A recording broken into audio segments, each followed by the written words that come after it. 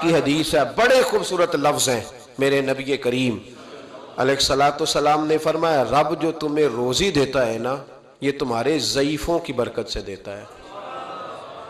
وہ جو 90 سال کی اماں گھر میں ضعیف پڑی ہے نا، اسے سکریب کا مال نہ سمجھنا، تیرے اوپر جو خدا کا کرم برس رہا ہے تو اس بوڑھی کی وجہ سے برس رہا ہے، اس بوڑھی کی وجہ سے برس رہا ہے۔ اور نبی کریم علیہ الصلوۃ والسلام نے ارشاد فرمایا، سن اور یاد رکھ، فرمایا رب تم سے ناراض ہوتا ہے، وہ بارشیں روکنا چاہتا ہے، تمہیں قحط میں مبتلا کرنا چاہتا ہے، لیکن تمہارے ضعیفوں کے سبب تمہیں بارشیں عطا کر دیتا ہے، تمہارے کمزوروں کے۔ اس کمزور سے کوئی بیمار بھی مراد لیا جا سکتا ہے، عورت اور بچی بھی مراد لی جا سکتی ہے، بوڑھے لوگ بھی مراد لیے ہیں شارحین حدیث نے۔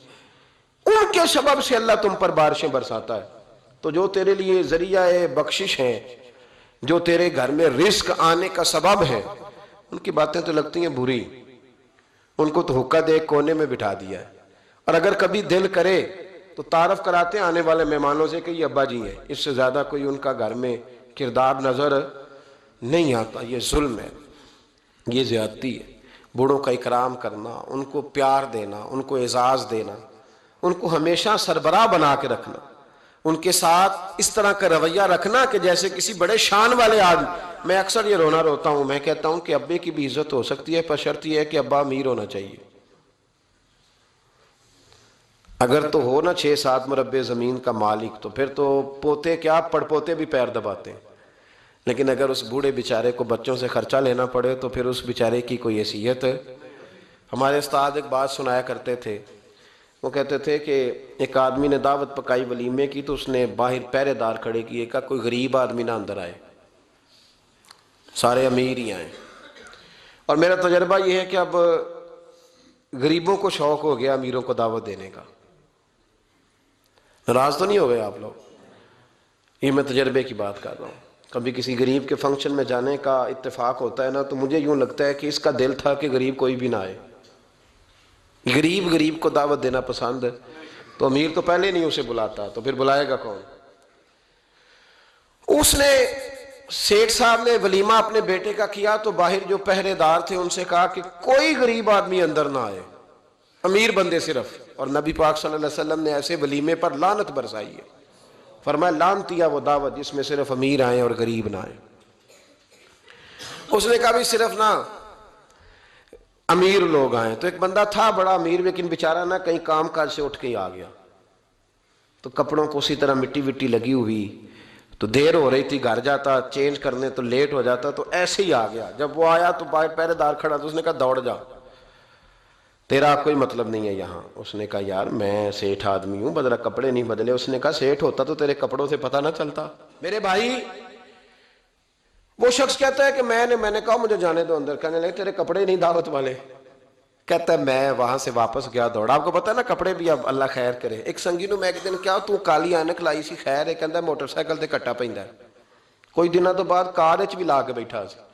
میں کہ ہن اینو میں کی پوچھاں، ہن تے بہتر ہے اینو چٹی سوٹی بھی نال دیاں بھئی، کیا اس سے انسان کا قد بڑھتا ہے؟ وہ ہے بات کرنے والی۔ جہاز میں اس دفعہ میں واپس آ رہا تھا تو جہاز میں ایک نوجوان کالی اینک لگا کے پھر رہا، تو اب ڈر لگتا ہے نا، آپ کو پتا ہے کسی سے بات کریں گے وہ کیا جواب دے گا، تو کیا ان چیزوں سے قد بڑا ہوتا ہے آدمی کہ وہ تھوڑا سا جناب مطلب باہر آئیں۔ مجھے تو کمزور لگتے ہیں ایسے لوگ، اپنے لب و لہجے میں، اپنے انداز میں، اپنی طبیعت کے حساب سے، اپنے سٹائل میں آپ زندہ رہیں۔ یہ سچ ہے اور یہ اصل ہے، یہ سچ ہے اور یہ اپنی زندگی اپنے اسٹیٹس کے مطابق، طبیعت کے مطابق گزارنا، یہی سچ ہے اور یہی اصل ہے۔ اسی میں انسان کا حسن ہے، اسی میں اس کا وقار ہے۔ اللہ تعالیٰ سمجھنے کی توفیق عطا فرمائے۔ تو وہ بندہ واپس گیا بیچارہ، کپڑے بدل کے آیا۔ اس نے بھی کہا کہ جانا میں نے بھی ضرور ہے، پر تنگ بڑا آیا، گھر گیا مایا شایا والے کپڑے پہنے، سمجھ لے کالی اینک بھی لگا ہی لی، آیا تیار شیار ہو کے کوٹ شوٹ پہن کے ٹائی شائی کے ساتھ۔ جب واپس آیا تو وہ جو جس نے کہا تھا نا داخل نہیں ہونے دینا، اس نے خود دروازہ کھولا۔ وہ بندہ سیدھا سٹیج پہ چلا گیا، اور لوگ کھا رہے تھے پلیٹوں میں سالن، اس نے پورا ڈونگا ہی لے لیا، اور وہ لے کے نا سامنے رکھا، اور ایک کونے سے اپنا کرتا پکڑ کے اس میں ڈبویا، پھر دوسرے سے پکڑ کے اس میں ڈبویا، پھر پیچھے سے پکڑ کے۔ لوگ کہنے لگے پاگل ہو گیا، کہنے لگا نہیں میری تو دعوت نہیں، دعوت تو کپڑوں کی ہے، میری کہاں دعوت ہے؟ اس لیے کہ میں تو آیا تھا، مجھے تو داخل ہی نہیں ہونے دیا، یہ تو دعوت ہے میرے کو نہیں سمجھ آئی آپ کو میری بات؟ بھئی وہ بھی کوئی انسان ہے جو کسی کے صرف کپڑوں کا حیا کرے. ٹھیک ہے، انسان کا لباس اس کی شخصیت کا آئینہ دار ہوتا ہے، کپڑے اچھے پہننے چاہیے. نبی پاک صلی اللہ علیہ وسلم نے فرمایا تیرے پاس اگر نعمت ہے تو چھپا نہ، اس کا اثر تیرے اوپر نظر.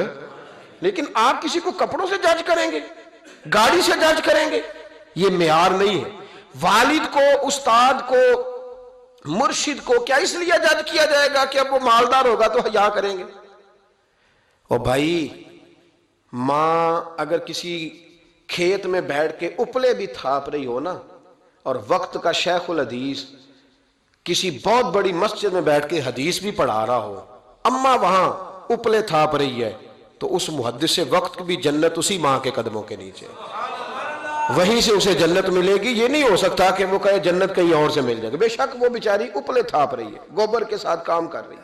میری بات کی سمجھ آ رہی ہے؟